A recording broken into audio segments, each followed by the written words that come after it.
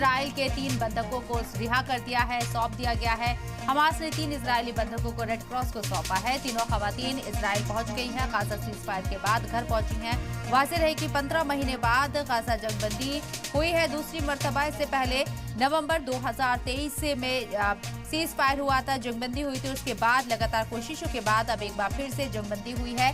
6 हफ्ते का पहला फेज है जंगबंदी का। उसके बाद आगे सेकंड फेज के लिए बातचीत होगी, लेकिन फिलहाल जश्न नजर आ रहा है। एक तरफ गाजा में जहां फिलिस्तीनी कैदियों के बदले जो बंधक बनाए गए थे हमास के जरिए उन्हें रिहा करने का सिलसिला शुरू हो गया है।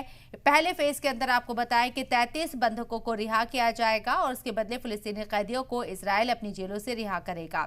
ये तमाम डील हुई है और पहले दिन जिन 3 खवातीन की फोटो आम की गई थी इन्हें रिहा किया जाएगा हमास के जरिए। आज उनको रेड क्रॉस को सौंप दिया गया है। पहला अमल पूरा हो चुका है। 6 हफ्तों में 33 कुल बंधकों को छोड़ा जाएगा। हालांकि तादाद यहाँ 90 से ज्यादा बताई जा रही है बंधकों की, लेकिन फिलहाल कोई ऑफिशियल एक डेटा नहीं दिया गया है। बावजूद इसके पहले फेज में जिन 33 बंधकों को छोड़ा जाएगा उसकी लिस्ट इजराइल को सौंप दी गई है हमास के जरिए और अमल शुरू हो गया है। 3 बंधकों को 3 बंधक खवातीन को रिहा कर दिया गया है, रेड क्रॉस को सौंप दिया गया है हमास के जरिए।